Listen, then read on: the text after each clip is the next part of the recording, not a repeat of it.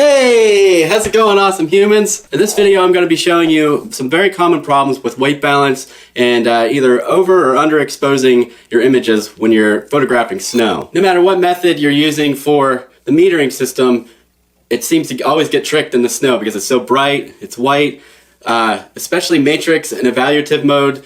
The metering just takes everything and says this should be pushed down, so you end up getting an underexposed photo.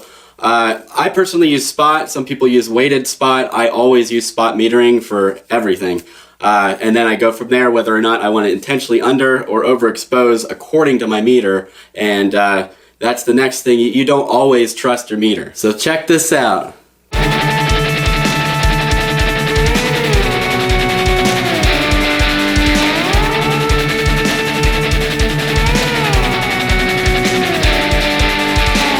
Getting your white balance using a gray card is always a good idea, but in this situation you can get your white balance and you can get an approximation of your exposure values. I use a Gary Fung Light Sphere gray card, which is round, so it's more of a gray sphere, if you will, and I like this more than just a flat white card because you can get different shades of gray as you go around the dome, and I'll show you that in the video. If you focus on this and get your exposure value, it's still not going to be right. You want to take a bunch of test shots until you get what you can at least see on the LCD as not overblown white. What you want to do is after you take a photo or two, you zoom in on your LCD and make sure you still see the darker fine details like the grays and the blacks. If you can see the blacks, you're usually pretty good. Now if you bump it up a little bit in Lightroom or whatever editing program you use, if you're shooting RAW, which is definitely should be shooting in RAW, especially for this, it's not going to matter that much because you're only one or two stops underexposed. However, if you overexpose and you try to bring that down, that's when you get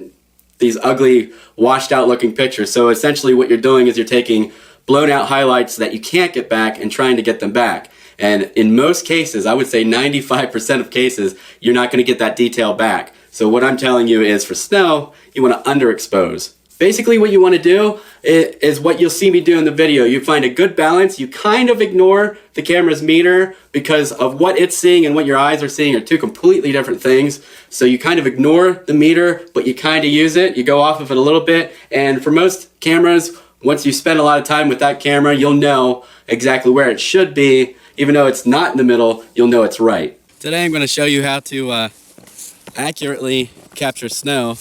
Since it's one of these rare occasions where there's actually a decent amount of snow. The first thing, I'm gonna switch to the camera then to show you, but the first thing you want to do is switch to spot metering mode, so you're not focusing on the entire scene, you're metering off of this.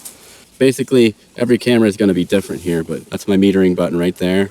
So you push that. What I have here, it's a big square with a little dot in it, that's spot metering, and you can switch it to matrix, spot, an even bigger spot.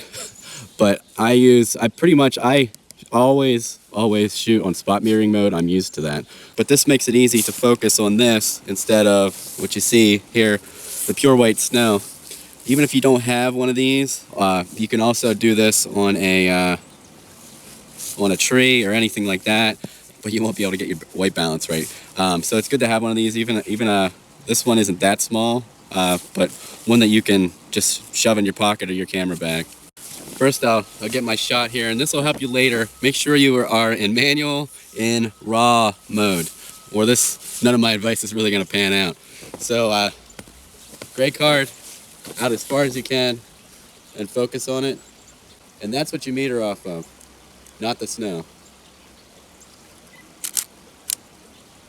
So there we have our accurate white balance. Now you'll see me in the video talking about focusing on the gray card or the gray dome, and I'm not actually focusing on that to get my focus. I'm focusing on that to get in the ballpark of my exposure, and then I'll take a few test shots and then bump it down or up as I need. This is the scene I'm getting here. The reason that this is so important when there's a lot of snow, number one, of course, it looks beautiful and you want to capture it.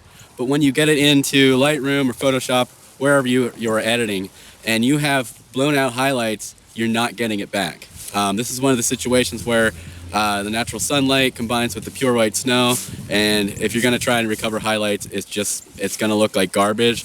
And if the white balance is correct, the best you're going to get is gray snow, and you don't want that. You want snow with you want to see if there's footprints or little dark spots in the snow, you want to see that. It looks much better than this blown out, over highlighted thing. If anything, you actually want to underexpose a little bit so you have more to work with. You can always push the highlights up if you want to. So now that that's out of the way, I'm going to switch it back to manual focus, because when I'm doing landscapes, I always use manual focus. You don't need to focus fast when you're doing a landscape. So I'm just going to zoom in there, get my focus. Sometimes it helps if you take your sunglasses off.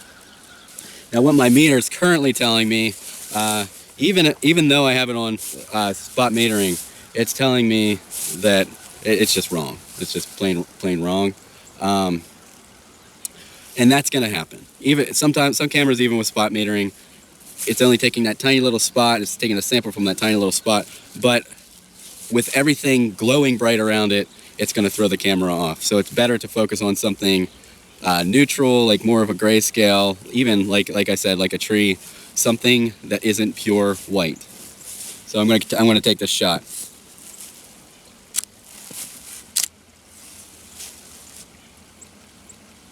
Now a lot of people will tell you there's a certain shutter speed, certain this or that. I shoot raw. These are the important things. I shoot raw, manual, full manual, no auto ISO, no auto white balance. Even though if you shoot raw, the white balance doesn't matter as much. But the thing is, there is no set shutter speed for anything. So there's a ballpark. What there is a ballpark. In every type of shooting, there's a ballpark of settings, but nobody's going to come up to you and realistically convince you that 1/250th of a second is like the perfect for snow. If it were actually snowing right now, the higher shutter speed, the higher up I go, even if I have to bump my ISO up, I would be able to freeze the snow. Now, if you wanted it to see the motion of the snow, which is sometimes nicer, you obviously slow it down, but you have to stop down your f-stop here. And what I'm currently shooting at is f8, and that's reasonable. I'm on a tripod. It's not handheld. It's no biggie as far as camera shake or anything like that.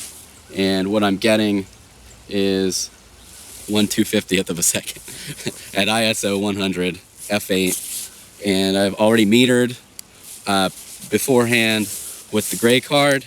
And usually it's called a card because it's an actual card. This isn't a card. This is a dome, which I personally prefer, because you see how it's lighter up here, kind of darker around here.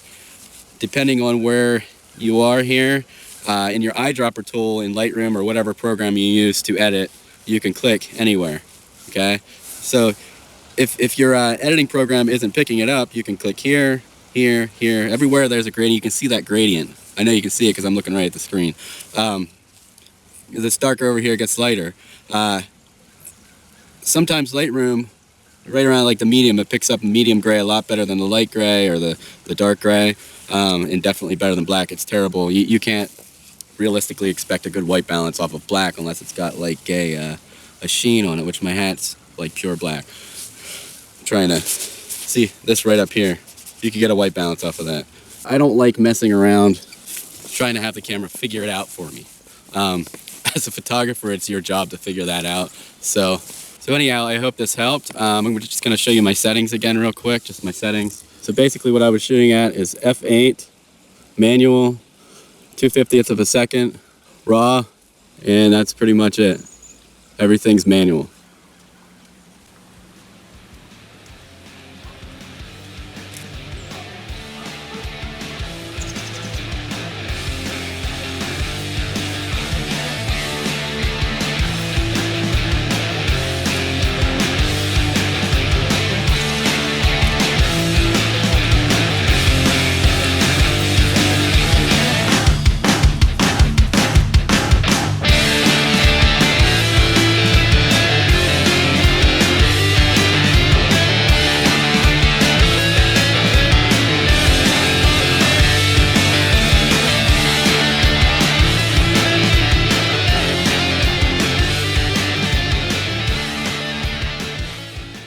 In part 2 of this video, I'm going to be showing you my Lightroom workflow and how I use the eyedropper tool to get my white balance off of my gray card. In addition to that, I'm going to show you my complete workflow, what I do to sweeten the images. It's a little bit different for me when I do snow images because you got to kind of bring other things out and you got to work a little bit more with the detail. Once you start bringing out all the detail in the snow, you'll see what I mean in not letting the camera make all the decisions for you. Now, if you're a shooter that usually uses aperture mode or automatic, you should see a very dramatic difference in this method when you're shooting full manual and you're getting your own white balance and you're relying on your settings and not the camera. If you like this video, please smash that thumbs up, share it and give it a like. Please subscribe and tell your friends. Keep creating and keep it awesome. See you next time.